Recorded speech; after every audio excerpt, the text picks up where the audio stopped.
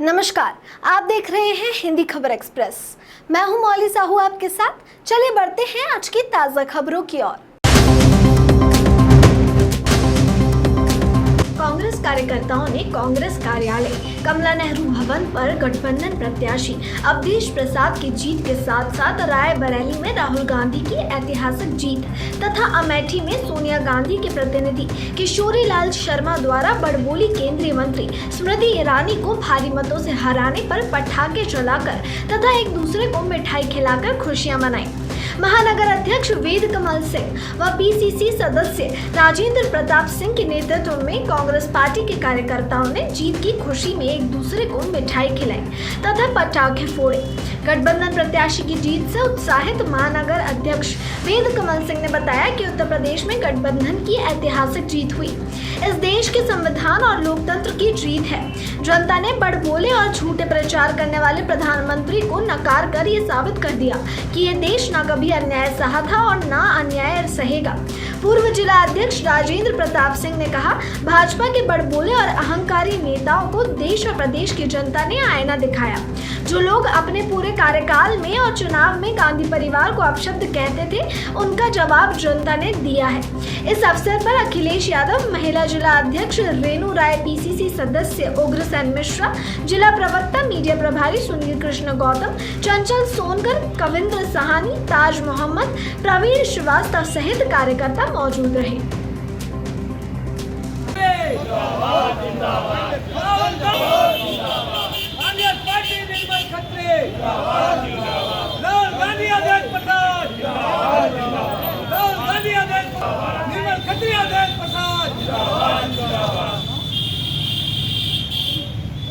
अरे यार, खुशी की लहर इस बात की जाए तो कांग्रेस कार्यकर्ता भी बहुत ही खुश हैं और भारतीय जनता पार्टी के कर्मों से, इनके नेताओं के दुष्प्रचार से, इनके नेताओं के झूठ से देश की जनता, अयोध्या की जनता पूरी तरह उब चुकी थी, जिसका जवाब उन्होंने अपने मत के जरिए दिया। भारतीय जनता पार्टी को हराकर गठबंधन के प्रत्याशी अवधेश प्रसाद को जिताकर ये साबित कर दिया कि अयोध्या फैजाबाद की जनता, इस देश की जनता किसी झूठ बोलने वालों के गुमराह नहीं होगी, झूठ बोलने वाले से।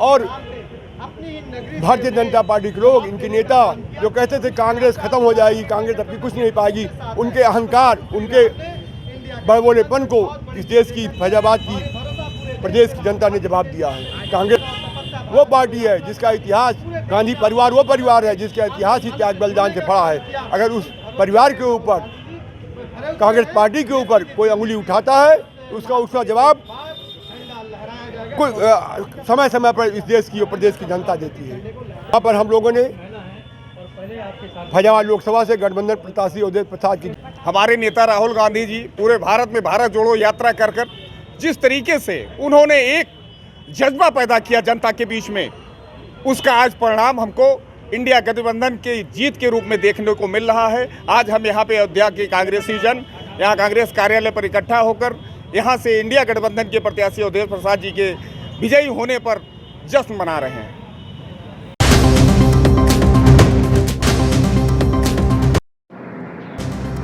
अयोध्या के इतिहास में पहली बार हुआ है जब सीट सामान्य हो और जीत का सेहरा एक दलित प्रत्याशी पर सजा हो। जी हाँ, ये है मिल्कीपुर के वर्तमान विधायक दलित अवधेश प्रसाद। अखिलेश यादव ने सामान्य सीट पर एक दलित को टिकट देकर सभी को चौंका दिया था, लेकिन अखिलेश यादव का ये प्रयोग सफल रहा। यही नहीं, अयोध्या में राम मंदिर मुद्दा फेल हो गया। फैजाबाद लोकसभा क्षेत्र से भाजपा की करारी शिकस्त हुई है। जनता की नाराजगी भाजपा प्रत्याशी लल्लू सिंह को ले डूबी। ओवर कॉन्फिडेंस, जनता को इग्नोर करना, विकास के नाम पर तोड़फोड़ और उचित मुआवजा न देना भाजपा को ले डूबा। और इसी मुद्दे को लेकर इंडिया गठबंधन के सपा प्रत्याशी अवधेश प्रसाद मैदान में उतरे थे।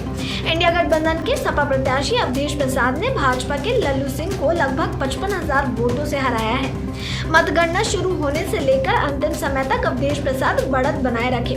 काउंटिंग के दौरान कांटे की टक्कर देखी गई, कभी 2000 से आगे तो कभी 5000 से आगे होते हुए 55,000 की लीडिंग सपा ने ले ली। फैजाबाद लोकसभा में 5 विधानसभा हैं, अयोध्या, बीकापुर, मिल्कीपुर, रुदौलिया और बाराबांकी का दरियाबाद।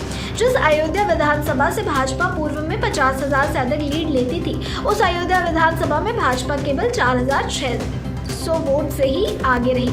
बाकी चारों विधानसभा में इंडिया गठबंधन ने अपना पताका फहराया। इंडिया गठबंधन के अवधेश प्रसाद काउंटिंग के पहले ही कह चुके थे कि उन्हें जनता ने जीत का सर्टिफिकेट दे दिया है। माना जा रहा है कि विकास के नाम पर राम पथ निर्माण के दौरान लोगों के मकान और दुकानें तोड़ी गई थी और उन्हें उचित मुआवजा भी नहीं दिया गया। कहा गया कि ये सरकारी जमीन है, इसका मुआवजा नहीं दिया जाएगा। इसी तरह से 14 कोसी परिक्रमा मार्ग के चौड़ीकरण में भी हजारों मकान और दुकान आई जिनको तोड़ दिया गया और कहा गया कि आपका मकान नजूल की जमीन पर है, इसका मुआवजा नहीं दिया जाएगा। इसका खामियाजा भाजपा को भुगतना पड़ा और लल्लू सिंह को हार का सामना करना पड़ा। हम तो बताइए, ये जीत का श्रेय जो है इस 54 लोकसभा फैजाबाद की देवतुल्य जनता को देना चाहता हूँ, जिन्होंने ये किया है।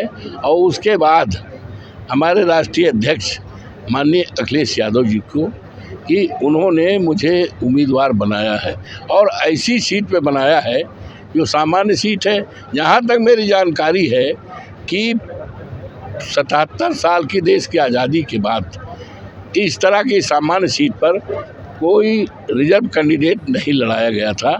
हमारे राष्ट्रीय अध्यक्ष ने किया है और उन्होंने जो तजवीज़ किया था उसकी सराहना पूरे देश में हुआ है, क्षेत्र में हुआ है कि उन्होंने अवधेश प्रसाद को उम्मीदवार बनाकर बहुत अच्छा काम किया है। तो पहली प्राथमिकता क्या होगी? सांसद होने के बाद आपके क्षेत्र के लिए क्या पहली प्राथमिकता होगी? किन किस तरह की प्राथमिकताएं? ऐसा है कि जिस तरह से यहाँ के लोगों ने एक इतिहास बनाया है और यहाँ के लोग बड़े सौभाग्यशाली हैं और हम भी अपने सौभाग्यशाली मानते हैं कि एक इतिहास बनाया है। और भारतीय जनता पार्टी जो पूरे देश को अयोध्या के नाम पर गुमराह करती थी और चुनाव में तमाम तरह के वो किए थे, यहाँ तक कि राष्ट्रपति जी भी आई थी, हमें उनके बारे में कुछ नहीं कहना है, और भूतपूर्व राष्ट्रपति भी आए थे। कौन नहीं आया था भाई? और पूरे देश को लाने का काम किया था। पूरे देश के चाहे मिनिस्टर हों, राज्यपाल हैं, सबको ये चुनाव की तैयारी के लिए लाया गया था। लेकिन ये सब पोल खुल गई है। अब इनके जहाँ से पट्टी में कोई नहीं आएगा। और ये फैजाबाद और अयोध्या ये मर्यादा पुरुषोत्तम राम की धरती है। उनकी मर्यादाओं में खंडित की गई थी, उनको मर्यादाओं को पूरा करेंगे और पूरे क्षेत्र का विकास करेंगे। मंत्री जी, हर जीत के बड़े मायने होते हैं, लेकिन अयोध्या की जीत के कितने बड़े मायने हैं और कितना बड़ा संदेश है? अब इसको अर्थ लगा लो आप, कितने मायने हैं ये तो आप खुद विद्वान हैं। कितना मायने हैं ये तो देश में सब मैसेज गया, विदेश के लोग भी आ रहे हैं, तो इसी से अर्थ लगा लो। ये भाई ये तो मामूली सीट नहीं है ना, ये अयोध्या की सीट है और अयोध्या पर ही भारतीय जनता पार्टी पूरी राजनीति करती थी।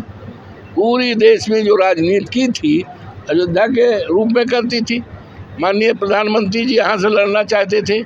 मैं तो सोचता था प्रधानमंत्री जी लड़े तो बहुत अच्छा होगा, वहाँ उनको भी जनता हराएगी। तो वो तो आए नहीं, हिसाब किताब लगाया, तमाम रिपोर्ट मंगाया तो कहा ये सुरक्षित सीट नहीं है।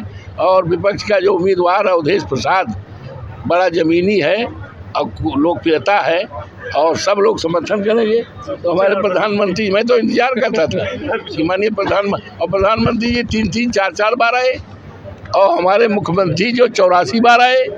ये क्या था? सांसद जी, एक चीज़ और है कि आपके पास उत्तर प्रदेश का बहुत अच्छा अनुभव है, आप मंत्री भी रहे हैं, आप कई बार के विधायक भी रहे हैं, इस बार आप दिल्ली जा रहे हैं।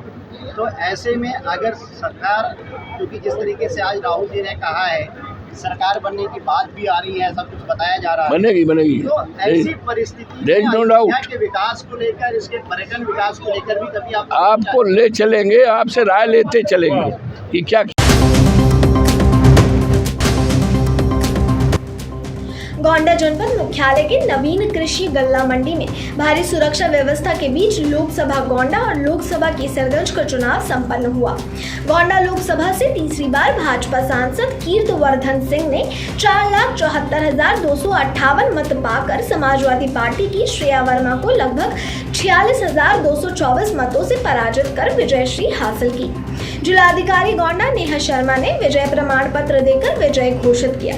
वहीं केसरगंज लोकसभा से पहली बार भाजपा से चुनाव लड़े सांसद ब्रजभूषण शरण सिंह के छोटे पुत्र करण भूषण सिंह 5,71,263 मत पाकर अपने निकटतम समाजवादी के प्रत्याशी भगत राम मिश्रा को 1,48,424 मतों से पराजित कर विजयश्री हासिल की। करण भूषण शरण सिंह को मुख्य विकास अधिकारी एम अरुण मौली ने विजयश्री प्रमाण पत्र प्रदान किया। केसरगंज की देवतुल जनता को धन्यवाद करूंगा कि घर में बेटा आशीर्वाद लेने निकला था बड़े कम समय में, जो मुझे कम समय मिला और बेटे को आशीर्वाद मिला। इतने कम समय में आप इतनी बड़ी जीत दर्ज की है, क्या मानते हैं? मैं अपने पिताजी के मार्गदर्शन में चुनाव लड़ा था और घर में बेटा आशीर्वाद पाया। क्या क्या कुछ रहेगा वहाँ की जनता के लिए? अब आप सांसद हो चुके हैं। देखिए अभी चुनाव खत्म हुआ है, एक बैठ के एक बढ़िया प्लानिंग करेंगे। इससे पहले मैं भी बोल चुका हूँ कि विकसित कैसरगंज के लिए जो मुझे संभव हो पाएगा करूँगा। कुछ आपने वादे जो किए हैं, कुछ फ्लाईओवर को लेकर, शिक्षा को लेकर। फ्लाईओवर है, मेडिकल कॉलेज है, ये सब मैं इसमें करूँगा और कुछ मुख्य रोडें हैं। करण जी, इस बार दबदबा कायम हो गया फिर से? नहीं, जिस तरीके का ये जीत है, क्या ये दबदबे का प्रमाण है? क्या ये दबदबे का प्रमाण है? भगवान जाने। देखिए, प्राथमिकता हम लोगों की वही है कि गोंडा का भी विकास अभी और तेज़ी से आगे बढ़ाना है। यहाँ पे आपके जो शहर की जो जाम वाली स्थिति है, इसकी रिंग रोड बनने का प्रपोजल पास हो चुका है, उसको तेज़ी से हम लोग लागू करेंगे। आपके यहाँ एक और फ्लाईओवर बचा हुआ है, आपके ये सुभागपुर वाला, इसको बनाना बहुत ज़रूरी है। इस तरह की प्राथमिकता है हम लोगों की। उसके साथ साथ जैसा कि मैं बार बार कहता हूँ कि ये हम लोगों की ये जो सरकार है, ये लोगों की आकांक्षाओं को पूरा करने वाली सरकार है, जैसा कि माननीय प्रधानमंत्री जी ने हर बार कहा है। और यहाँ के नौजवानों के लिए, यहाँ की महिलाओं के लिए एक बहुत बड़ा रोजगार का अवसर है कि जो हमारे अयोध्या में इतने बड़े संख्या में हर दिन श्रद्धालु लाखों की संख्या में आ रहे हैं, उनको रोज़मर्रा की चीज़ों की ज़रूरत है। अगर हम लोग अपने यहाँ के जो महिला सहायता समूह हैं, उनकी चीज़ों को ठीक से मार्केट कर ले जाएं और यहाँ पे एक इंडस्ट्रियल या बिज़नेस पार्क हम लोग सेटअप करने ले जाएं, तो तमाम सारे हमारे यहाँ पे हमारे नौजवानों को रोज़गार का अवसर मिलेगा। इस पे हमें पूरे मेहनत के साथ, पूरी ताकत के साथ काम करना है। जिस तरह से लोकसभा चुनाव में रुझान और नतीजे दिख रहे हैं, तो किस तरह से देख रहे हैं? जिस तरह से लगभग बराबर की लड़ाई इंडिया और इंडिया में चल रही है। देखिए, ये इस देश का इतिहास बहुत लंबा है और बहुत लंबा आगे चलेगा। ये एक चुनाव से आकलन नहीं करना है ना? आप अभी देखते रहिए।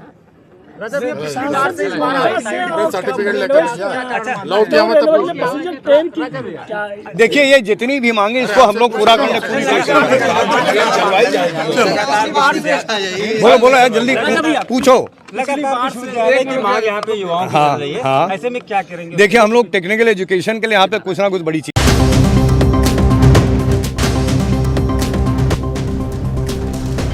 62 संत कबीर नगर संसदीय निर्वाचन में समाजवादी पार्टी से प्रत्याशी लक्ष्मीकांत उर्फ पप्पू निषाद 4,98,695 मत पाकर अपने निकटतम प्रतिद्वंदी भारतीय जनता पार्टी से प्रत्याशी प्रवीण कुमार निषाद से 92,170 मत से विजयी घोषित किए गए।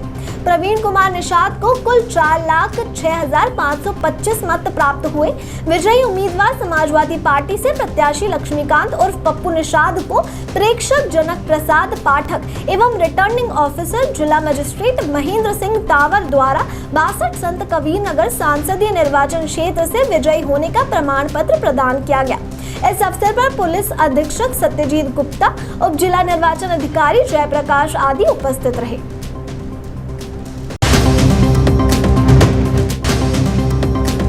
आज की खबरों में फिलहाल इतना ही। देखते रहिए हिंदी खबर एक्सप्रेस। धन्यवाद।